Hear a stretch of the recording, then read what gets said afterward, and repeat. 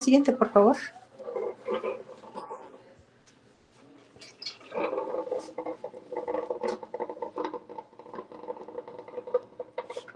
Ok.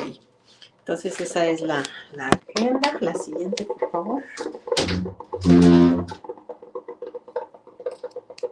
Bueno, hablando de lo que es la hemofilia y la historia de la hemofilia, bueno, como ahí se describe,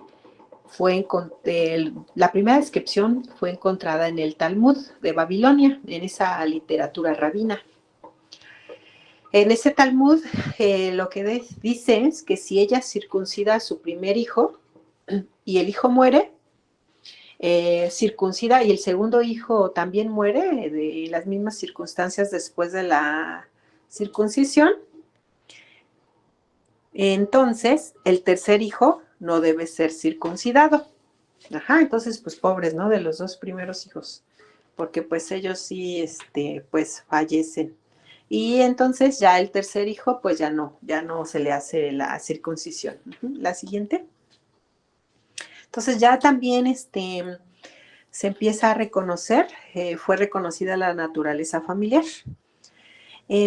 Cuando los hijos de la hermana presentan hemorragias, entonces, digamos, en la familia los varones tienen hemorragias, los hijos de la hermana presentan hemorragias.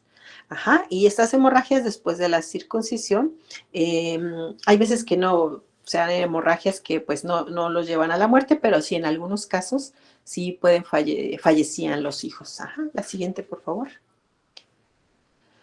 Entonces, el Talmud hizo una nueva ley.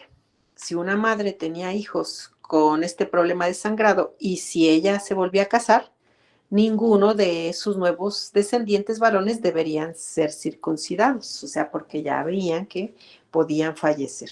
La siguiente, o tenían muchas hemorragias. En el año 1803 en los Estados Unidos se describió una familia de apellido Smith. También allí los hijos varones eran los afectados. Entonces estamos viendo que los varones eran los que tenían sangrado prolongado. Este sangrado era después de un trauma. Y notaron que las mujeres no estaban afectadas con esta enfermedad. Entonces estamos viendo que las mujeres eran, digamos, portadoras, pero bueno, hasta ese momento nada más decían las mujeres no tienen hemorragia, los varones sí. La siguiente. Entonces a esta enfermedad eventualmente le llamaron hemofilia. La hemofilia deriva del griego, hay más sangre, y filia amor, amor o tendencia al sangrado. Entonces, precisamente por el cuadro clínico de los que presentan estos pacientes. La siguiente. Se le llama que es una enfermedad de la realeza. Esto porque las primeras descripciones de la hemofilia se presentaron en la familia de la reina Victoria de Inglaterra, que ella reinó en 1837 a 1901, y entonces ella fue portadora de hemofilia, de hecho de hemofilia B, que hasta ahora se ha sabido. La siguiente. Entonces ella no presentaba la enfermedad, pero era portadora. Ella tuvo un hijo con hemofilia y dos hijas que sí fueron portadoras, ¿no? El hijo con hemofilia, Leopoldo, y su hija Alicia y Beatriz fueron portadoras de hemofilia. La siguiente, por favor. Entonces, la descendencia de la reina Victoria alcanzó a la familia del zar Nicolás II. Su bisnieto, que es conocido, Alexis, es uno de los casos que presentó hemofilia. En las fotografías que sale Alexis, luego sale hasta con un pie arriba, como quedó, con una posición que va a ser muy reconocida porque tenía hemorragias articulares. La siguiente. Entonces él tenía hemofilia. Entonces, las conclusiones de los médicos en esos tiempos, pues que la hemofilia causa excesivos sangrados. Los varones son los afectados. Las mujeres son las que transmiten la enfermedad. La siguiente. Dentro de las terapias históricas hay esbozos de los tratamientos que en 1930 A los pacientes se les transfundía plasma o se les ponía la sangre total. A la fecha, la sangre total se fracciona en glóbulos rojos, en plasma, en plaquetas y en crioprecipitados, pero en ese entonces sí se transfundía sangre total. En 1964, bueno, Judy Graham Poole descubrió el crioprecipitado. Ese crioprecipitado es derivado del plasma y va a contener factor 8 y también va a contener fibrinógeno. Entonces, servía para los pacientes de hemofilia. La siguiente. Entonces, esto es la siguiente. Vamos a tener que es la hemofilia. Entonces, la hemofilia es un desorden hemorrágico. Es un trastorno de la coagulación. Entonces, cuando hablamos de hemofilia, hablamos de alteración de la coagulación. Es hereditario. Entonces, va a haber va a ser transmitido por vía recesiva. Esto por alteraciones en el cromosoma X. Entonces, esa casi luego se aprenden porque va a ser en su mayoría hereditario. Entonces, generalmente se hereda en el 70% de los casos.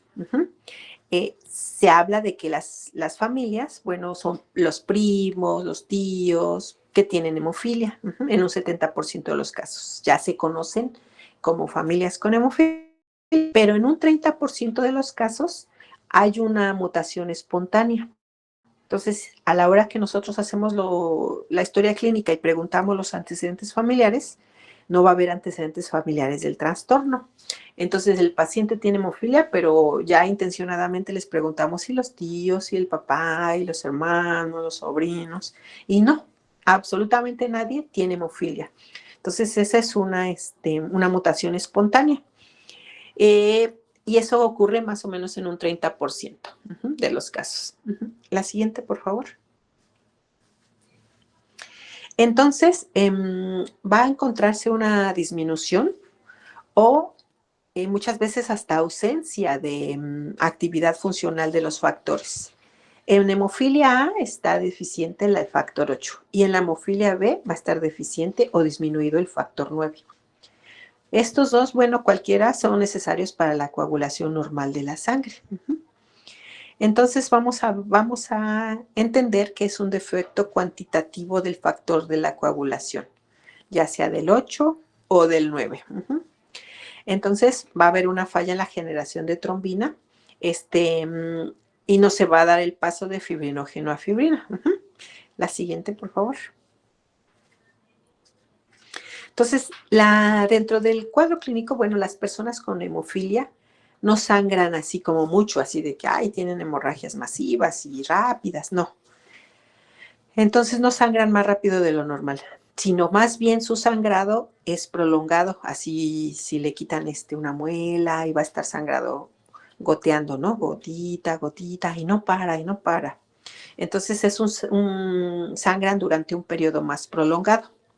Y esto por falta de cantidad suficiente del factor de coagulación. Entonces estamos hablando de un trastorno hemorrágico. La siguiente.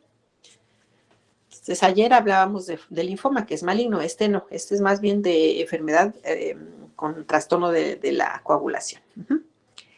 La severidad del cuadro clínico, la severidad de las manifestaciones de sangrado, se va a relacionar con la cantidad de factor 8 o de factor 9 que esté circulante. ¿Qué tanto hay en sangre periférica? La siguiente. Entonces, si hay poquito factor 8, bueno, pues va a haber más hemorragias. Si tenemos un poquito más de factor 8, pues va a ser menos hemorragias. Entonces, ya les comenté que hay dos tipos de hemofilia A, hemofilia B. El tipo más común, si nosotros tenemos a un paciente, vamos a decir, bueno, es muy probable que tenga una hemofilia A. ¿Por qué? Porque es el tipo más común de hemofilia. Entonces, quiere decir que la persona no tiene suficiente factor 8. El tipo, la hemofilia B, que es un tipo menos común, aquí el paciente no va a tener suficiente factor 9. Entonces, el resultado, el cuadro clínico es el mismo para la hemofilia A y la hemofilia B. Entonces, vamos a tener que va a tener un sangrado por mayor tiempo que el normal. Entonces, si tenemos un varón y tiene datos de hemorragias, Más adelante vamos a ver el cuadro clínico, pero no, de momento no vamos a saber si es de hemofilia A o hemofilia B. Puede ser cualquiera de las dos, pero ya dijimos que por frecuencia vamos a pensar que es una hemofilia A. La siguiente. ¿Por qué? Porque es más frecuente. La siguiente. Entonces, la hemofilia A ocurre en uno de cada 5,000 a 10,000 nacimientos de varones. Entonces, la hemofilia A corresponde al 80% del total de las hemofilias. Entonces, ya vemos que de un 100%, el 80% va a ser hemofilia A. Y la hemofilia B va a corresponder al 20% de los casos. Va a haber uno en 35,000 nacimientos. La siguiente. Entonces, es más frecuente la hemofilia A. Más o menos aquí en la mayor cantidad de pacientes los atiende el IMSS.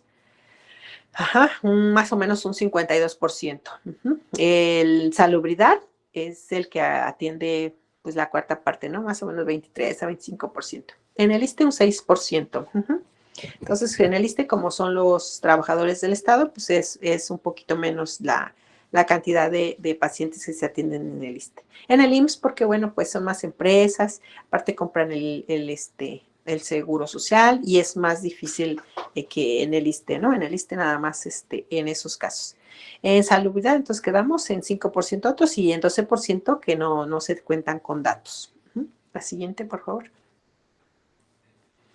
Entonces, las alteraciones genéticas del cromosoma X pueden ser de lesiones, rearreglos, pueden ser inserciones, mutaciones, y entre ellas la inversión del intrón 22, que es una mutación recurrente, que es la más común. Entonces, ya, si pregunta de examen de cuáles son las alteraciones genéticas en hemofilia, entonces vamos a ver que son alteraciones del cromosoma X. La siguiente. Entonces, cuando una portadora de hemofilia está embarazada, existe una probabilidad 50-50 de que el gen de la hemofilia sea heredado. Si el gen es transmitido a un hijo, este tendrá la enfermedad. Si el gen es transmitido a una hija, esta será una portadora. La siguiente. Si el padre tiene hemofilia, pero la madre no porta el gen de la hemofilia, entonces ninguno de los hijos tendrá la enfermedad de hemofilia, pero todas las hijas serán portadoras. La siguiente. Entonces, las manifestaciones, pues clínicamente se va a encontrar en los varones. La siguiente, por favor. Entonces, el diagnóstico. Nosotros vamos a encontrar un incremento del tiempo de tromboplastina parcial. Entonces, nosotros ya con esa sospecha vamos a solicitar la determinación o cuantificación del factor de coagulación, ya sea del 8 o del 9 en el plasma. Entonces pedimos al laboratorio que nos cuantifiquen qué cantidad de factor 8, de factor 9 hay en ese paciente. Esa cuantificación es para demostrar la deficiencia o ausencia del factor 8 o factor 9. El conteo de plaquetas se va a encontrar normal, el conteo en la biometría hemática se va a encontrar normal, el tiempo de protrombina se va a encontrar normal. La siguiente, entonces el TTP es el que va a estar prolongado. Dentro del grado de severidad, ¿qué tan serio es el problema para el paciente? Entonces vamos a saber que va a depender de la cantidad de factor de coagulación que falta en la sangre de esa persona. Entonces vamos a tener que hay hemofilia leve, hemofilia moderada y hemofilia severa. En una hemofilia leve, pues el paciente va a tener factor 8 o factor 9 en un 5 para arriba, ¿no? Hasta 40%. Entonces, arriba de 5%. Entonces, el cuadro clínico de ese paciente, pues van a ser hemorragias, pero no tan, no tan severas, no de forma espontánea, digamos. En la hemofilia moderada, en el paciente se va a encontrar un 1 o un 5% del factor. Vemos que es muy poquito, pues de 1 a 5, pues es casi nada, ¿no? Entonces el paciente va a tener hemorragias ante traumatismos, ante cirugías. Y la hemofilia severa, que es como el cuadro clínico más trágico para el paciente, porque tiene factor 8 debajo del 1%, o sea, pues es nada, ¿no? Tiene 0.9, 0.8, o sea, es nada. Entonces el paciente pues va a tener hemorragias espontáneas, Si se duerme el paciente de lado, pues ya le duele el hombro. Si está como gordito, pues la rodilla, el tobillo. Entonces, hemorragias, pues de la nada. La siguiente, por favor. O ante cualquier golpe, pues va a tener los equimos y los moretones. Si bien esas hemorragias se presentan, pueden presentarse desde el inicio de la vida, porque los niños pues ya nacen así, con hemofilia, y esa pues nunca se va a quitar, ¿no? Entonces, esa hemofilia, pues, si son bebés, pues no presentan síntomas hemorrágicos. ¿Por qué? Porque la mamá los carga, los cuida. Entonces, pues no tienen datos de hemorragia. Van a presentar datos de hemorragia hasta que el paciente empiece a caminar, o empieza a correr, empieza a gatear, entonces ya empieza a tener los moretones. Ajá, la siguiente. Muchas veces de esos moretones hasta las mamás les dicen, no, pues esta mamá le pega mucho al niño porque pues mira cómo está lleno de moretones de equimosis. Ajá, entonces puede tener hematomas en tejidos blandos por esos pequeños accidentes de los chiquitos, en los músculos porque a lo mejor le ponen una vacuna intramuscular. Ajá, lo más frecuente que se encuentre y es como característico en la hemofilia es el sangrado en las articulaciones. Más o menos se lleva el 90%, o sea, casi, pues no le pusieron 100 porque pues faltó, pero sí, el sangrado en articulaciones, pues es como el cuadro característico en la hemofilia. Y ese sangrado pues es espontáneo. Si te cortas, si te lastimas, o sea, si el pacientito va al dentista, le hacen una extracción molar o una cirugía, circuncisión, como veíamos en el Talmud, una adenectomía, y si el paciente no se conocía como hemofilia, puede tener hemorragias. Ajá, en esos pacientes espontáneos. Puede haber hematuria, hemorragias en el sistema nervioso central, sobre todo ahí es cuando hay caídas. Una paciente lleva al bebé y pues que se cayó y entonces el paciente tiene hemorragia.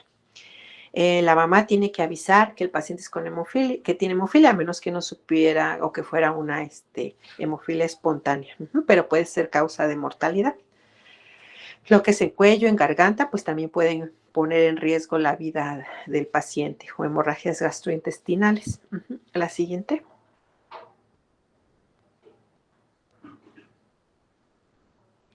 A ver. Ok, entonces el sangrado articular, que es el que dijimos que es la marca de la hemofilia, es la hemartrosis, es el sangrado articular, esa también es como pregunta de examen. Hemartrosis. En la hemofilia, pues el cuadro clínico se presenta aquí con esos pacientes. Ajá. Y sobre todo se ve en hemofilia severa. Entonces, por eso a estos pacientes se les solicita, bueno, en la clínica de hemofilia, bueno, se da interconsultas al servicio de dietología, al servicio de ortopedia, de rehabilitación, precisamente por esos episodios de sangrado articular. Hay veces que el paciente ya tiene lastimada la articulación y luego otra vez se vuelve a lastimar y son como articulaciones diana. Ajá, la misma sangra. La sangre es muy corrosiva, entonces lastima mucho a esa articulación, le da sinovitis hipertrófica, degrada el cartílago y entonces ya con tantas hemorragias pues hay una artropatía hemofílica y hay un compromiso de la morbilidad articular.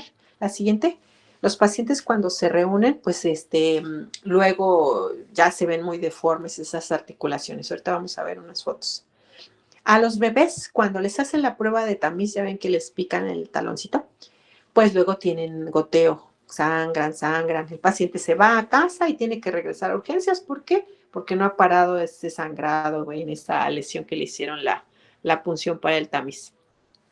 Cuando le aplican la vacuna de la vitamina K intramuscular, igual un hematoma, vacunas, al gatear lo que les decía la equimosis, al caminar.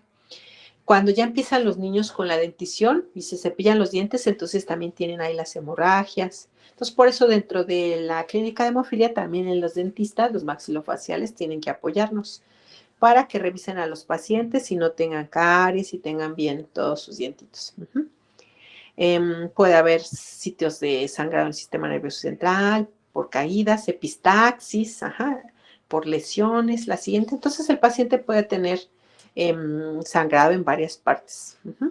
Pero lo que les comenté, ¿no? En los sitios más frecuentes, la hemartrosis y las rodillas, los codos, los tobillos, que son, que quedamos, ¿no? Que en las articulaciones son las manifestaciones más típicas de la hemofilia. Todos esos sangrados, cuando son frecuentes, pueden causar daño permanente a esa articulación. La siguiente. Entonces, esa articulación va a estar dañada. Y vean ahí en esa fotito cómo como ha tenido repetidas hemorragias, pues ya está la artropatía hemofílica. Se ve como el paciente tiene ahí hipertrofia sinovial, sinovitis, y eso por esas hemartrosis repetidas, atrofia muscular, porque el paciente ya no mueve el músculo, y eso por las hemartrosis repetidas. Entonces, cuando el paciente ya también quiere estirar la articulación, pues ya no puede. La siguiente. Entonces, así se ven. En temporadas de calor, cuando hay reuniones y llevan sus bermudas, así se ven a los pacientes. Ya no se ve tanto esto en las nuevas generaciones, porque antes pues no había profilaxis y ahora ya se aplica profilaxis, entonces ya el sangrado ya no es tanto. Puede haber sitios de sangrado en músculos, en el psoas. También cuando los pacientes viajan, y me tocó ver un paciente que viajó muchas horas y era como en terracería, entonces se iba como lastimando, ¿no? El brincoteo del carro, y entonces llegó con hemorragia del psoas. La siguiente. Entonces, hay hemorragias que amenazan la vida y ustedes deben de tener presente que si les llega un paciente, bueno, pues si tiene sus antecedentes, si tiene una hemorragia intracraneal, pues tiene que ir a urgencias. ¿Por qué? Porque ese pues ya piensa uno que es una caída, ay, se pegó leve, pero pues no, luego un trauma trivial puede llevar a la muerte al paciente. La siguiente. Entonces, los pacientes ya tienen terapias de crioprecipitados que tienen factor 8. La siguiente. Ahora ya se hacen liofilizados, que son liofilizados de factor 8. Los derivados plasmáticos del plasma se saca factor 8. Y en algunos años, en 1981, 1985, muchos pacientes que se les ponía plasma y crioprecipitados se recuerdan ahí de lo de las primeras epidemias de VIH. Entonces hay pacientes con hemofilia que tienen o tienen VIH o hepatitis. ¿Por qué? Porque les transfundieron esos plasmas en ese entonces. Ahora ya se han mejorado las técnicas de inactivación viral, los estudios para el donador. Entonces ya hay como estricta selección del donador. Los equipos pues ya detectan, ya pues precisamente para seguridad del paciente con hemofilia. La siguiente, por favor. Pero en ese entonces, pues sí. Ahora ya se utiliza factor 8 recombinante, entonces ya no es derivado plasmático. Se tiene de los dos, se tiene factor 8 y factor 9 liofilizados de derivados plasmáticos, pero también de ingeniería recombinante. La siguiente. Entonces, la terapia es reemplazo. ¿Qué es la piedra angular del tratamiento? ¿Qué le falta al paciente? Si es hemofilia A, pues le falta factor 8, entonces eso es lo que le tienes que aplicar. Si es hemofilia B, pues ¿qué le falta al paciente? Factor 9, entonces le pones liofilizado de factor 9. La siguiente. Entonces es el reemplazo de lo que le hace falta. La siguiente, por favor. Entonces, las prioridades, bueno, pues es prevenir las hemorragias. Entonces, ahora ya se da tratamiento con profilaxis y tratamiento a demanda. Si un paciente tiene una hemofilia leve, pues no se tiene que estar poniendo profilaxis diario o cada tercer día, no. El paciente se aplica el factor 8 o el factor 9, dependiendo si tuvo una caída, pues inmediatamente se aplica el factor. Eso para que no se presente la hemorragia, para que no tenga el paciente la hemartrosis o la lesión. La siguiente. Entonces, esa es la terapia de reemplazo.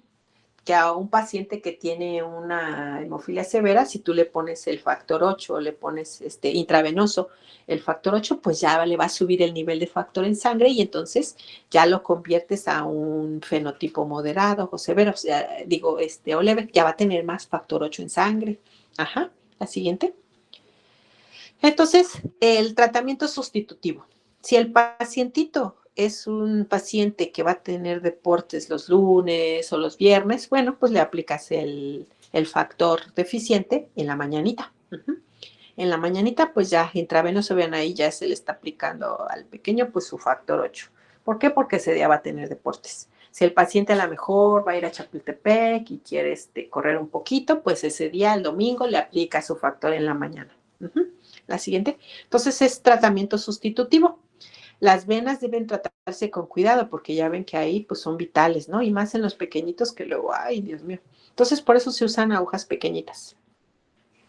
Entonces, la siguiente, entonces ahí se aplica por ahí los factores.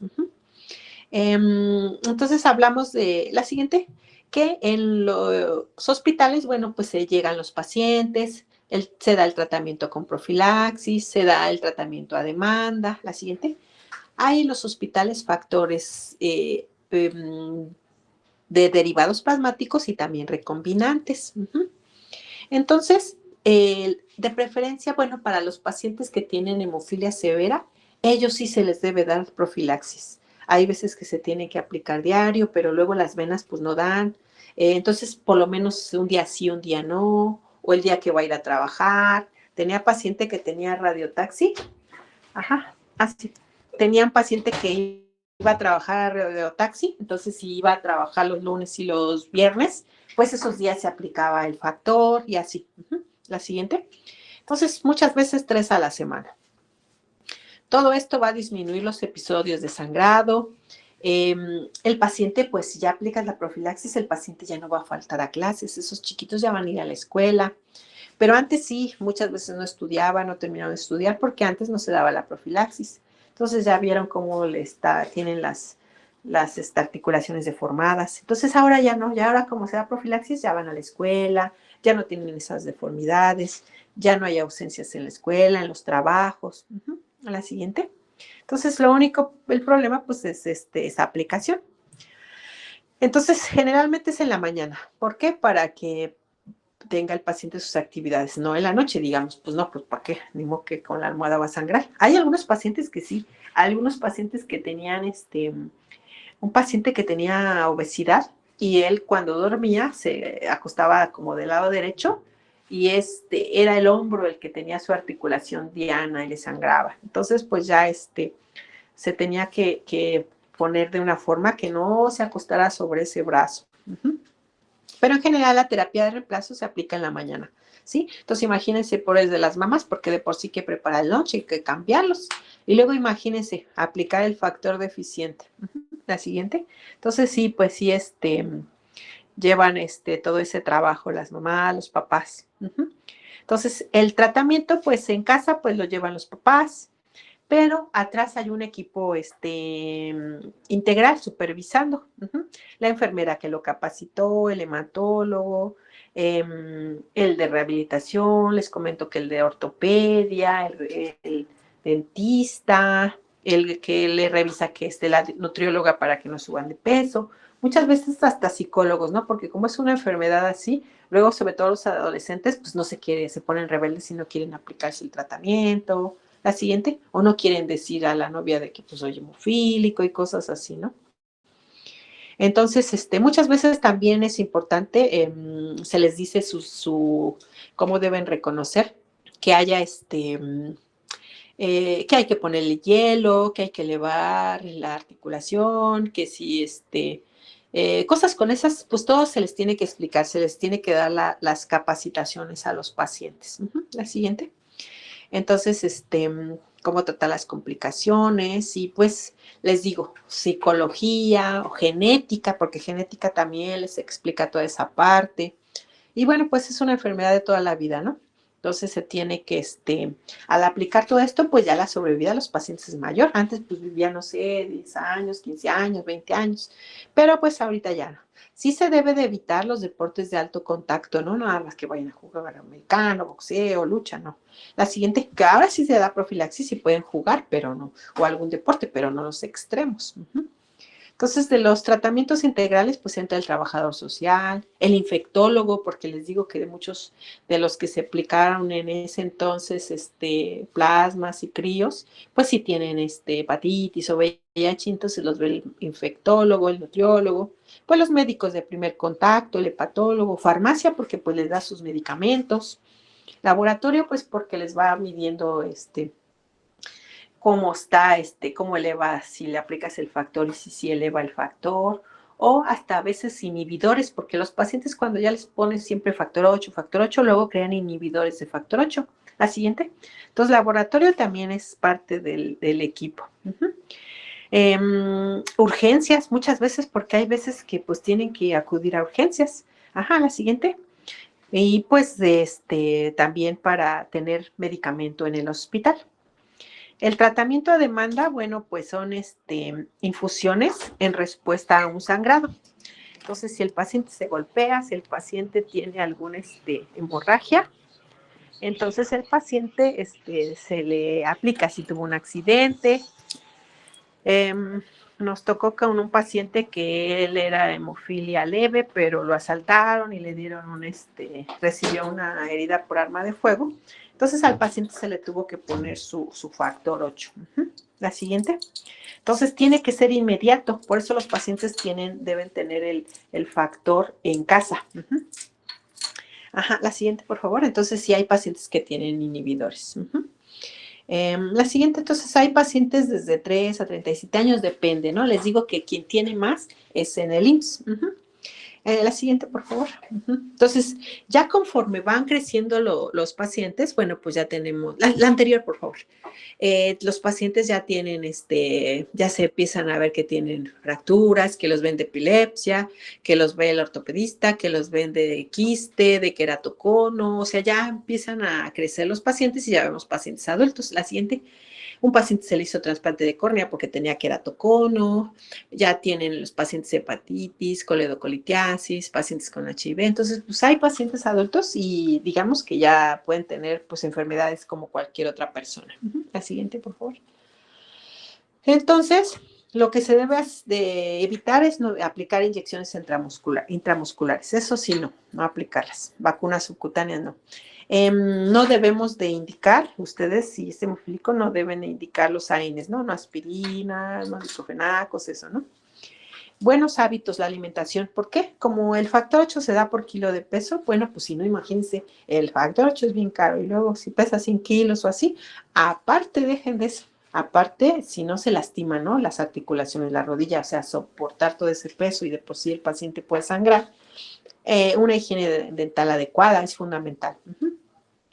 Y los papás pueden también aprender a aplicar la medicación. La siguiente. Ya cuando son más grandes los pacientes, hasta ellos mismos se aplican su factor. Se aprenden a autoinfundirse.